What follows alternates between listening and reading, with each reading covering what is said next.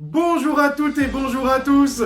Je suis ravi de vous retrouver aujourd'hui pour une nouvelle vidéo sur Légende des jeux télé. Et aujourd'hui, on va revenir sur le dernier grand maître de midi. Celui qui est resté le plus longtemps depuis le parcours de Laurent, c'est Alexandre. Alexandre, il a atteint 18 victoires, 77 047 euros de gain. Un parcours suffisamment important pour intégrer d'une part le top 50 des plus grands maîtres de midi, mais avant tout, et c'est pour ça que je vous parle aujourd'hui d'Alexandre, il est rentré dans l'histoire des jeux télévisés en intégrant le top 50 des plus longues durées victorieuses jamais réalisées par un jeune, par un 18-30 ans dans un jeu télé. Il se situe très précisément à la 37e position de ce top 50. Bien sûr, vous pouvez le retrouver aux côtés de plein d'autres classements sur légendesjeuxtélé.com. Je vais y revenir un petit peu plus en détail en fin de vidéo. L'objet avant tout, c'est d'entendre Alexandre nous témoigner de son parcours dans le cadre d'une interview exclusive qu'il a accepté de réaliser pour Légendes des jeux télé. Attention mesdames, messieurs, top départ, générique.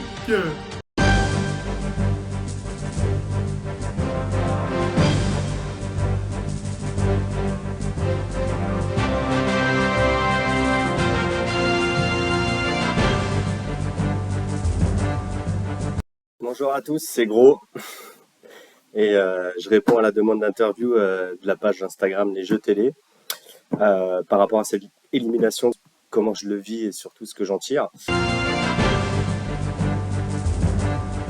Comment je le vis, ça a été un peu compliqué au départ puisque je voulais rester plus longtemps pour pouvoir parler des troubles TDAH au potentiel et compagnie, pour pouvoir faire passer un message. Et le positif, c'est d'avoir pu déjà en parler, de m'être prouvé des choses à moi-même, puisque je lutte souvent contre une mésestime de moi et très peu confiance. Et ça m'a aidé dans plein de choses, et j'espère que surtout que ça va m'aider à poursuivre dans cette voie pour pouvoir réaliser mes projets futurs.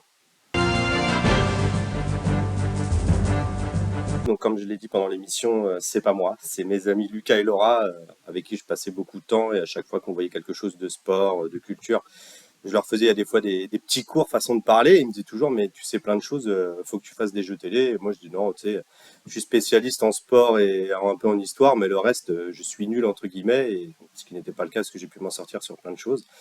Et du coup c'est comme ça que je suis arrivé à ce jeu après avoir passé le casting il y a longtemps, mais il fallait que ça s'accorde avec mes horaires d'infirmier d'astreinte et compagnie, donc ça a été très compliqué de trouver un créneau, et puis ça a pu se faire début avril pour les tournages, et j'en suis très content parce que du coup ça m'a amené assez loin quand même.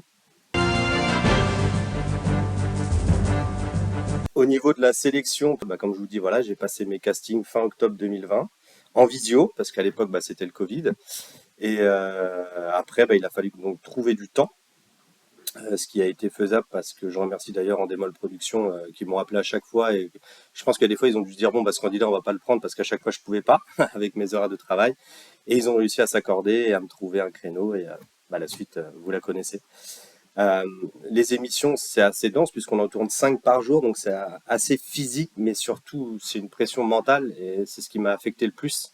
Notamment une des causes de mon élimination, c'est que je suis très fatigué émotionnellement parce que mes amis qui sont derrière moi dans le public ont passé du temps avec moi entre les émissions, alors que d'habitude j'étais tout seul, je pouvais un peu me reconcentrer. Et là j'ai un peu perdu le fil et je commençais un peu à partir en cacahuète, si je puis dire, dans ma tête. Et puis d'erreur en erreur en erreur, on se met dans le rouge. Et après félicitations à Manoël qui trouve la question sur le duel. Et puis après on prend la porte comme on dit. Voilà. Sachant que j'avais pris mes disponibilités pour les tournages où j'aurais pu faire 40 émissions, donc j'avais des disponibilités vu ce qu'on m'avait donné pour en faire 20 de plus. Après, je sais pas si j'étais arrivé jusque-là, comment je me suis organisé avec le travail. J'aurais sans doute pu poser des vacances et tout, mais je pense qu'à un moment, cela n'aurait pu être possible et j'aurais pas pris une disponibilité au travail. Je pense que déjà, vu ce que j'ai gagné là en 19 émissions, si j'étais arrivé à 40, je pense que la somme aurait été bien plus importante. Et je serais parti, parce que, comme je le dis, je n'ai pas fait cette émission pour les gains d'argent propres. Évidemment, je ne crache pas dessus. Mais c'était vraiment pour parler, me prouver des choses à moi-même. Et je voulais rester encore plus longtemps pour ça, pour me prouver que j'étais capable de tenir un sacré bout de chemin. Alors les meilleurs souvenirs, bien évidemment, le meilleur, ça reste quand je décroche l'étoile avec mes copains, la célébration, ils m'ont régalé. Je m'attendais pas du tout à ce qu'ils me fassent ça, qu'ils me portent en l'air, qu'on aille dans la voiture comme ça. Enfin, c'était vraiment génial parce que c'est des amis très chers et qui m'ont toujours soutenu depuis mon annonce et même avant, hein. Ils m'ont vu dans des états, il y a des fois émotionnels très compliqués. Et ils ont toujours été là, et ils sont toujours là, hein, d'ailleurs, hein, puisqu'on en parle encore. C'est vraiment le meilleur souvenir. J'ai aucune émission où cela s'est mal passé. Je garde des très bons souvenirs aussi avec tous les candidats. On parlait avant, après. Il y en a certains que j'ai gardés en lien, d'autres que j'ai retrouvés là suite à mon élimination, qui m'ont retrouvé sur les réseaux. On a discuté, on va se voir, donc c'est vraiment agréable. Johan, bah évidemment le chaperon entre chaque émission des grands moments, et puis même après, on est toujours resté en contact, et c'est vraiment quelqu'un que j'apprécie énormément. Et si je devais, entre guillemets, façon de parler, un passage plus difficile, c'est même pas l'élimination. Je dirais déjà le matin où j'arrive pour l'émission de l'Étoile, c'est la 16e. Je suis très très fatigué parce que j'ai fait la route de Paris, j'ai très peu dormi la nuit, je suis très usé. Heureusement que mes copains sont là pour me remotiver, mais c'était très dur. J'avais vraiment pas envie d'être là. Ça peut surprendre, mais dans ma tête, voilà, comme je vous le dis, il y a des fois ça fonctionne un peu à l'envers. Et là, c'était vraiment, je veux m'en aller, je veux pas être là. C'est bon, j'arrête ici, j'ai fait mon parcours et tout, et il a fallu que je me remotive. Ça a été très dur. Cette journée a été très dure. L'élimination a été presque un soulagement à un moment, parce que je vous dis, j'en avais marre, et c'était très très compliqué d'être là à ce moment-là. Donc c'est le passage le plus difficile ce lundi matin-là. Sinon, tout le reste, c'était que du bonheur, que du bonheur.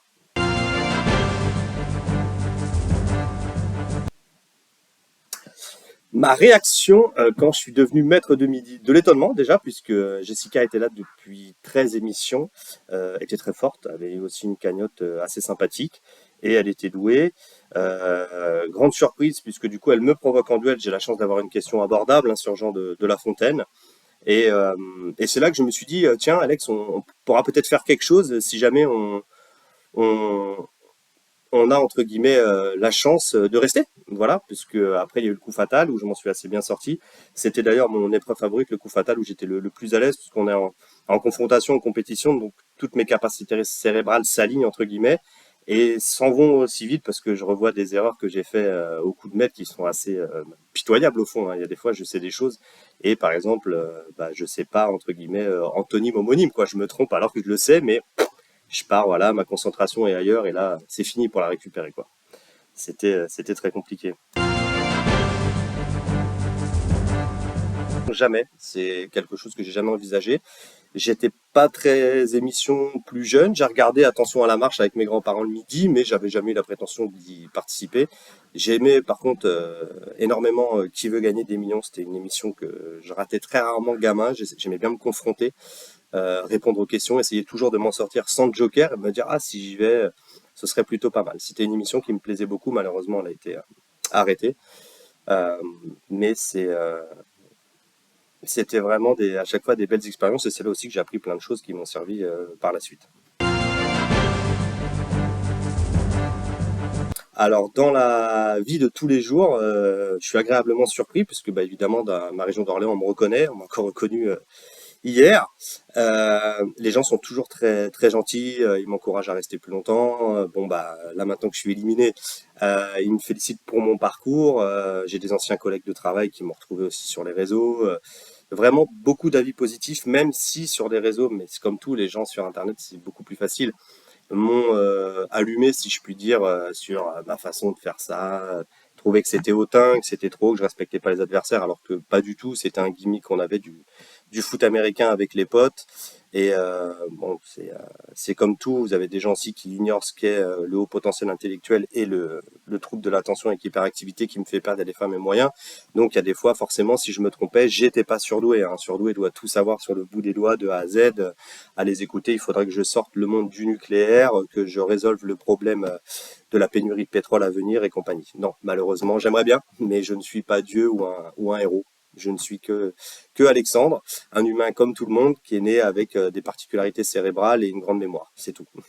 Et à ces gens-là, les haters, entre guillemets, j'ai pas vraiment tout, ce que je veux pas tomber dans les polémiques. J'ai juste envie de leur dire que c'est Apprenez à connaître les gens, renseignez-vous sur le sujet et vous verrez que c'est beaucoup plus difficile de vivre avec ça que d'être entre guillemets quelqu'un avec une mémoire, j'ai envie de vous dire, normale, puisque ça m'a beaucoup desservi dans ma vie et ça me dessert encore. Il y a des fois, c'est trouble puisque j'ai des grands moments d'absence, de déconcentration. Au travail, c'est très compliqué de me fixer dans des réunions.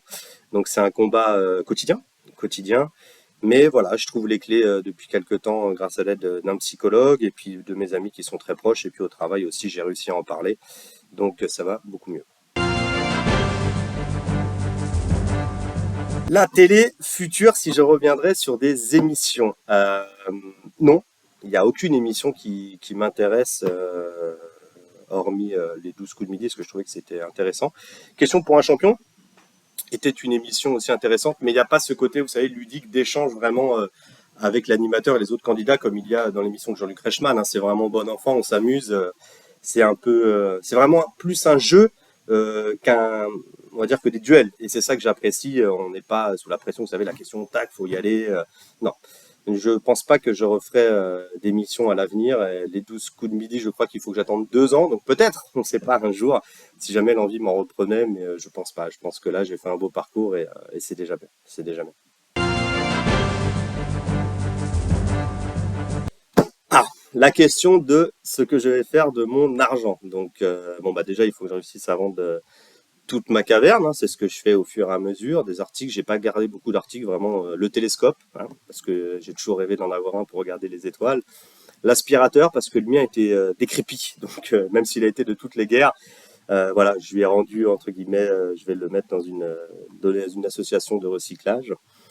Et j'ai gardé la plancha pour l'été, évidemment. Sinon, tout le reste, je n'en ai pas d'utilité première, donc je vais les vendre ou les donner à des personnes. Et puis la voiture, quand je l'aurai, je la revendrai immédiatement, puisque par l'intermédiaire de mon travail, j'ai la chance d'avoir une voiture de fonction, donc je n'en ai pas besoin. Donc je vais la revendre aussitôt. Et ce que je vais faire avec, il y a l'école de journalisme en projet. Voilà, ça, il faut que j'en discute, même si au travail, on va me proposer une opportunité donc à voir.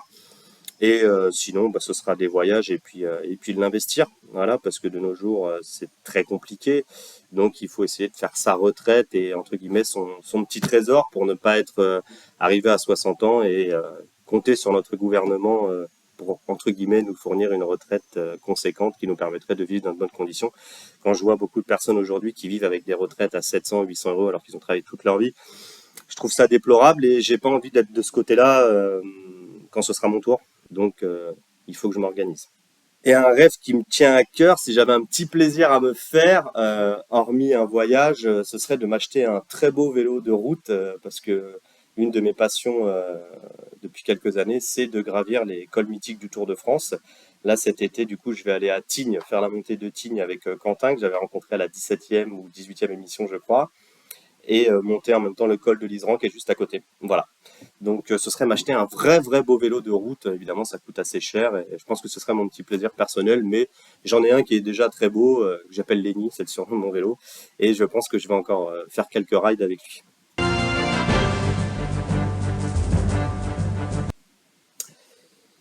Le mot de la fin.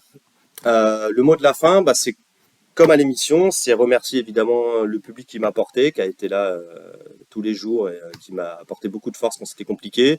Jean-Luc Reichmann pour sa bonne humeur et surtout sa bienveillance entre les émissions pour essayer de me tenir sous tension. Johan, évidemment, pareil, qui a fait un boulot formidable avec moi. Toutes les équipes d'Endemol qui ont toujours été très gentilles et conciliantes pour m'arranger. Mes amis, Lucas, Laura, Augustin, Cédric, Romain, qui étaient là du premier jour au dernier jour, tous les gens qui m'ont soutenu après sur les réseaux, mes amis en particulier, qui ont partagé, qui ont relayé, tout ça. Et si j'avais un vrai mot de la fin, c'est pour les gens qui veulent s'inscrire, n'hésitez pas, parce que c'est une vraie bonne expérience. Et pour les gens atteints des mêmes troubles que moi, que ce soit le haut potentiel intellectuel, émotionnel et puis le TDAH, confrontez-vous. Allez contre vous-même et vous verrez que vous en tirez que du positif parce que vous avez le droit de briller, vous avez le droit de réussir, vous avez le droit d'être vous. Et on peut pas vous dire tu n'es pas assez, on peut pas sans cesse vous rabaisser parce que vous savez pas quelque chose, parce qu'il faut toujours qu'on soit plus. Non, vous avez le droit de vous tromper, vous avez le droit de ne pas tout savoir et vous avez le droit d'être comme tout le monde en fait. Mais faites-le. Vous verrez, vous en tirez que du bon. Voilà. Merci à vous. Bonne journée à tous. Au revoir. Et souvenez-vous, on est là. Alors, qu'est-ce qu'on va bien pouvoir retenir d'Alexandre après ce beau parcours et puis cette interview qui a permis de mieux le connaître? Eh bien, c'est le sens de l'amitié qu'il a pu avoir et cette complicité qu'il a avec ses amis, ce qu'ils ont pu lui apporter.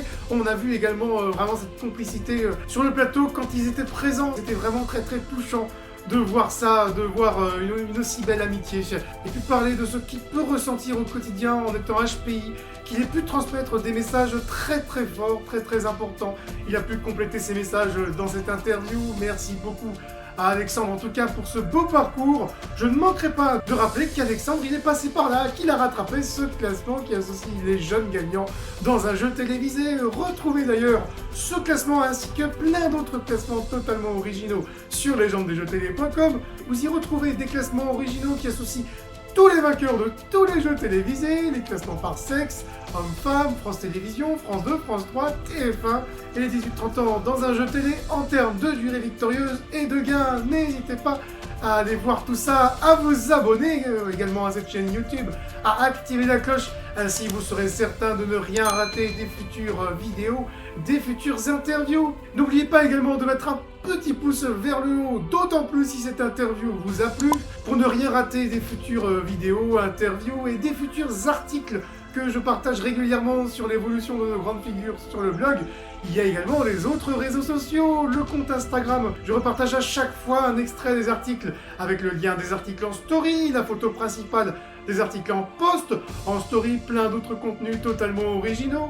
Vous avez également le groupe Facebook où je repartage le lien des articles, le lien des interviews. Et vous à la maison, sur ce groupe Facebook, vous y partagez ce que vous voulez en lien avec le monde des jeux télévisés. Enfin, si vous le pouvez, si vous le souhaitez, n'hésitez pas à faire une petite contribution de ne serait-ce qu'1 € sur Tipeee. Ça me permettra d'améliorer encore plus mes contenus, mes montages et tout ce qui va avec sur Légendes des jeux télé. Merci à toutes et merci à tous de nous avoir suivis. Surtout, portez-vous bien, je vous dis à très bientôt. Ciao!